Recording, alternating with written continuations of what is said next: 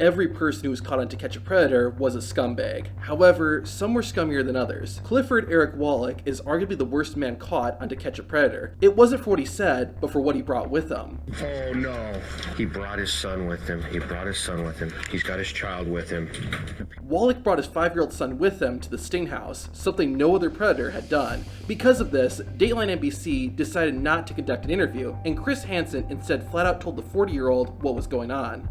I'm Chris Hansen with Dateline NBC. Okay.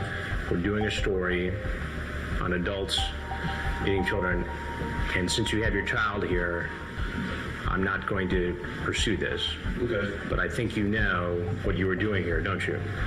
No, I was just doing the testing conclusion. After leaving the house, police took the child away and arrested Clifford Wallach. Wallach's wife came to pick up the child later, and Clifford was interrogated. When asked why he did it, Wallach blamed his wife, saying she wouldn't get intimate with him. This is what led him to chat with a 14-year-old boy online and then drive to the teenager's house. Upon reflection, it didn't appear that Clifford Wallach was going to involve his son with whatever he was planning on doing at the Sting House. Instead, it seems that Wallach's wife was at work, and Clifford had to watch their son. Please give me my son, please. Despite Clifford's pleas, he would not be allowed to see his son.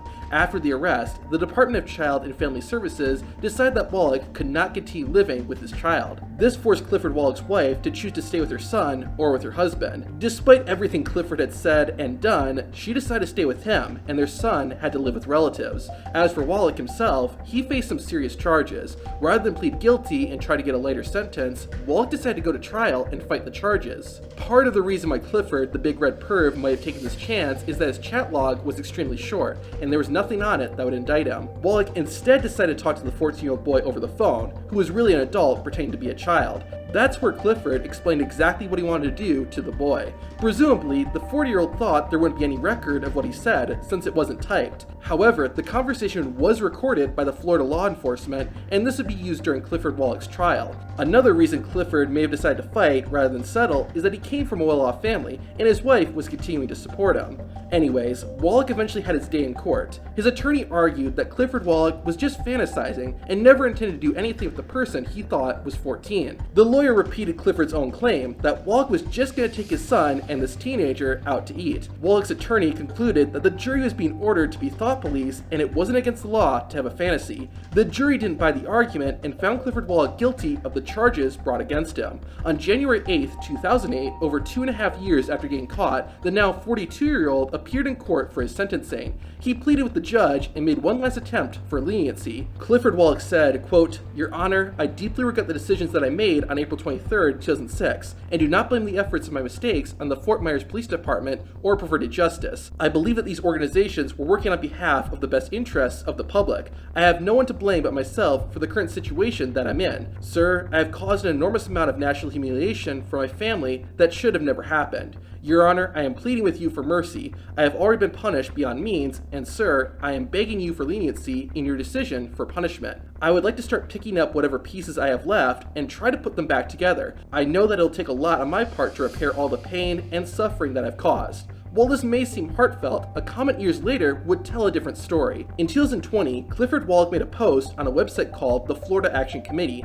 There he said, quote, "I was also entrapped by a sting in '06 and was made an example of from the state. Out of 34 people arrested, I was one of the few that went to prison. My mistake was hiring a lawyer that wasn't part of the good old boys club in Fort Myers." Going back to the sentencing in 2008, Clifford Wallach was given 5 years in prison, one of the harshest punishments for anyone caught on To Catch a Predator. Although he could have faced up to 10 years behind bars.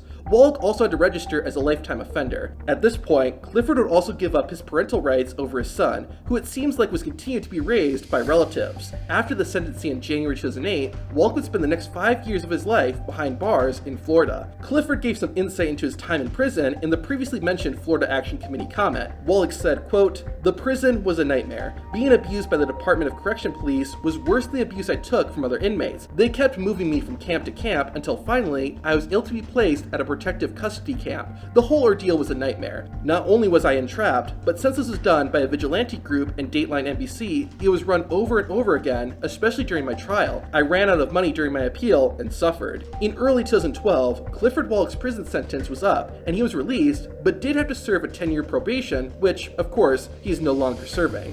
Now as a free man, Wallach reunited with his wife, and the two would later have another son together. It appears that Wallach stayed in Florida after being released. According to Chris Hansen's podcast, Predators I've Caught, Clifford lived in a gated community in Palm Beach County, Florida. The house was valued at $500,000 to $1 million and used to be owned by Wallach's parents, who had passed away. Additionally, sometime after prison, Clifford became the owner of a construction business. It's believed that the company was run by his family, which explains how Clifford got involved with it. The company even had some lawsuits over unpaid work that Clifford Wallach won. While it sounds like Wallach's post-prison life was all sunshine and rainbows, Clifford himself tells a different story. In the same comment on the Florida Action Committee, Clifford said, quote, "I lost everything after prison. My children, my family, everything I owned was gone. To this day, 15 years later, I am still suffering. No one will hire me, and I feel stuck in this state. Since being released, I've held a few jobs until they found out about my prison stay by the vigilante group and subsequently fired." Wallach would do something about being stuck because, in 2021, he moved from Florida to the small town of Monticello, New York. Additionally, it appears that Clifford is no longer married. In an investigation done by YouTuber The Skip Tracer, it was discovered that Clifford Wallach's marital status was listed as single on a document relating to Clifford's Florida home. This document was from July 2021. It seems that 15 years after he was caught on To Catch a Predator, Clifford's wife finally left him. There's no information on what Clifford Wallach's relationship is with the son he brought to the Sting House, but the boy is 22 years old as of 2023. Wallach lost a lot when he appeared on To Catch a Predator, but this guy arguably lost even more. To find out what happened to the doctor, watch the video on screen.